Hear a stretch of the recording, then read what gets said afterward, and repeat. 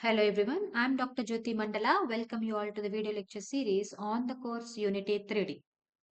We are in the process of learning C Sharp with Unity. So in this lecture, we will understand how to add both objects and its properties to a scene dynamically. So through this lecture, you are going to understand once you start playing your game, you can add new objects to your game and also its properties while running your game. So let's get started. If you observe in our last lecture, we have learned this concept of adding properties to the already existing objects. Like if you see the object is cube and this cube is having these properties. But if to the already existing property called cube, if I want to add new components or new properties at the time of running the game that we have already learned in the last lecture, I request you all to go through that video also. So here it works like this. If I start playing this game, you can see new property of rigid body and a material has been added. But in this lecture today, what we are going to learn is, if you see this scene, we have only main camera, directional light and a plane. Now I want to add some more objects at runtime and also properties to those objects. Like I want to add a cube, I want to add a sphere, I want to add a cylinder also. So what I want to do, once I click while after playing the game, if I click my left button, a sphere has to be added. If I click my right button, a cube has to be added. And if I click the escape key on my keyboard, then a cylinder has to be added. Just like this. Let me play the game first. So if you see, I have clicked the left button, then a cube has been added and you see the cube is added along with its properties at the time of playing the game. Similarly, if I click the right button on my mouse, a sphere has been added. You can see here and it is having the properties of rigid body and a material. Similarly, if I click the escape button on my keyboard, you can observe here and here also a cylinder will be added. Okay, all right. The cylinder also will be added and you can have the key down option also so that it will work further. I hope you all are understanding what we want to achieve, right? Okay, so let's proceed how to do this one.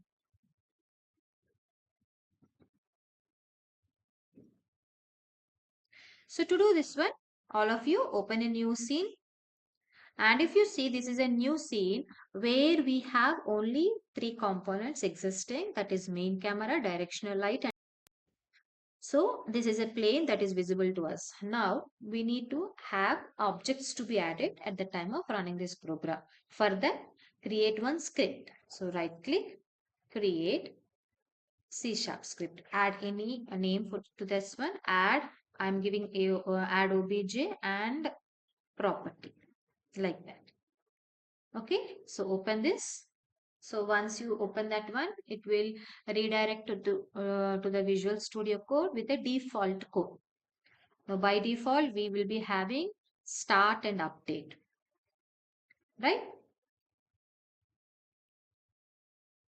Now we don't want to do at the beginning of your game itself. We want to do at each frame, it has to check whether we click the left button or right button or any key on the keyboard. We want to do like that. So if you want to achieve that one, so we need to write the things in the update button only. All right. So in the update button, what I want to do now, I want to check if I have clicked the left button or not. So to do that one, we need to do like this. So if input dot get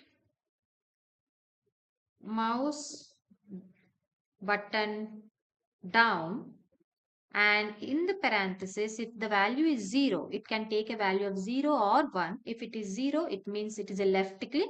If it is 1, it means it is a right click. Now first let me program for the left click. Now whenever I want to, I am pressing a left button on my key mouse mouse, then I want to create a cube object. So a game object is to be created, which is cube, right? And this game object should be added a primitive game object dot create primitive, and the primitive type is cube. Now, once the game object is created, you need to set the position where it has to be displayed, isn't it or not? So, for this cube object, you need to set the transform properties. Transform property with a position value which is having x, y, and z values. So, let's do that one. Cube dot transform dot position equal to new vector 3, which takes three values. First value is x value, I'm giving a 0. Second value is fourth value 4f, floating value, and then z value also I'm giving this. This is actually our way, like if it is not looking in an exact location where you want to show the object, just trial and error, try to change the values of x, y, z, and you set your position of that object. Right. Now let us check whether it is working or not. Save this code. Okay, go back to your Unity. Now it has to be connected to one of the game objects. So what I'll do, I'll connect this one to my main camera. So this script has to be connected to one of the game objects. So I will just drag. By default, these are the components that are there for the main camera. I will just drag and drop the script here. So script is also added. So let's run and see whether when I perform the left click operation on my mouse, whether I could be able to add this cube at a particular position or not. So as of now, cube is not there in our hierarchy window. So let's start the game. And nothing is there as of now because I have not performed any click operation. The moment I perform the left click operation, you see a cube has been added to your game. Did you see all of you? So this is how a cube has been added, and cube is added here also. I hope you all could able to see, right? All right. Now let us try another way where I want to perform the right click operation.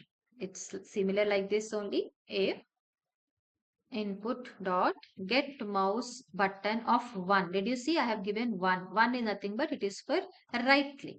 So what I want to do for the right click, from the right click, I want to add a sphere. So how can I do that one? Game object, sphere. I am giving any name can be given. Just for my understanding, I am using the same name, but any name can be given.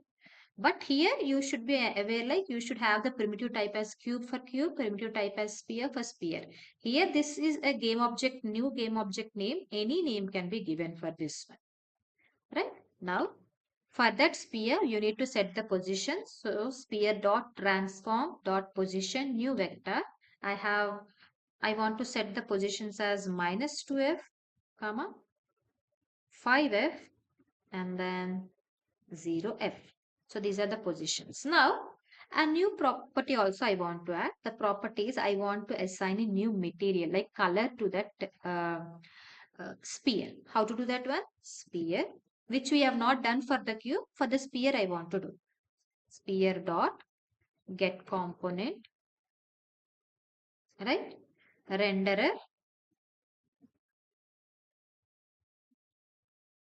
material dot color, and the color I want to give is not white color. By default, it is white. So I want to give new color. We need to set the RGB values. So first value talks about R, red color. Second value talks about G, green color. And third value talks about the blue color. I want to set in a red color. So only I'll give the first value. The other two values I'll give 0. So RGB values have been set. Right? So let's see whether it is working or not. Save the code. If any errors are there, that will be displayed here. Ours is error free. So that's why it is not showing. Go back to the Unity.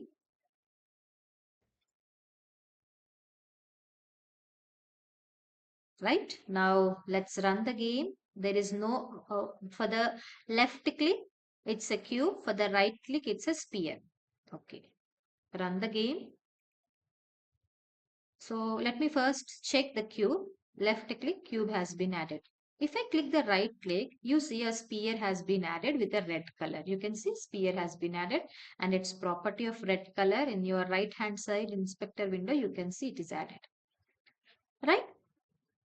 Okay. We'll add little more complexity to this code where I want to add a rigid body also. How to do that one? It is also like this.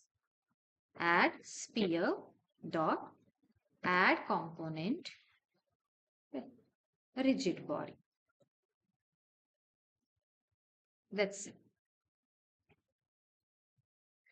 Save this code, go to your editor. I'll start playing this game. The moment I click the right button, a sphere with the red property and a rigid body has been added. Did you see? Right. Okay. Now, you have understood how to add the properties with a mouse left click and a right click. I hope you all are clear. Now, let's add a property with the input key. Like on the keyboard, if I click the escape button, then how it should add some object and some properties to that one. So let's try to do that one. So for that, you need to write if input dot. So I don't want to give two. Input dot get key down. Get key down.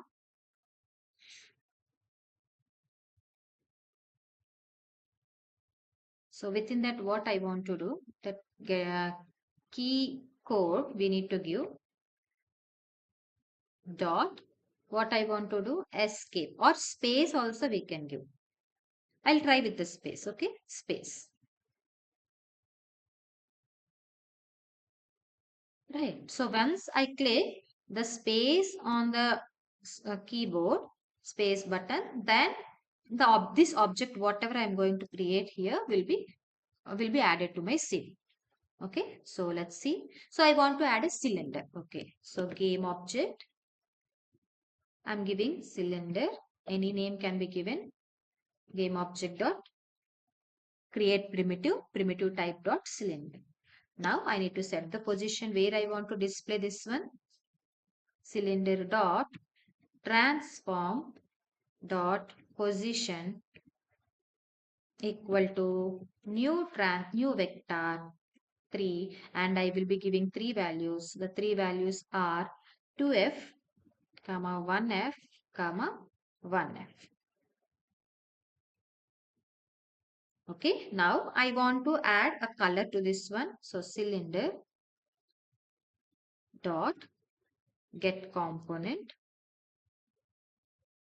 renderer material color new color. I want to give it in a green color, so R value will be 0, green value will be full, and red value is 0. Any values can be given. Just try that and see how what color it is showing, right? So let's save. You see we have to click the space bar. Okay, right, save, go back to your code. Now you can see only plane is there. We will see with the space first. Space bar is working or not. The moment I click space bar on my keyboard, you see a cylinder has been added to the game. On your hierarchy window, you can see a cylinder has been added, to which a material with the selected color has been added. Now, while the game is running, if I click left key, then a cube is added, and if I click right, the sphere with the red color and a rigid body is added. Right. So I hope you all could able to do along with me. Right. So this is how we can add objects and properties to a scene dynamically at the time of executing your or playing your game. I hope this video is helpful for you and you could all able to do. With this, we come to an end of today's lecture. Let us all meet in the next lecture. Until then, thank you all of you.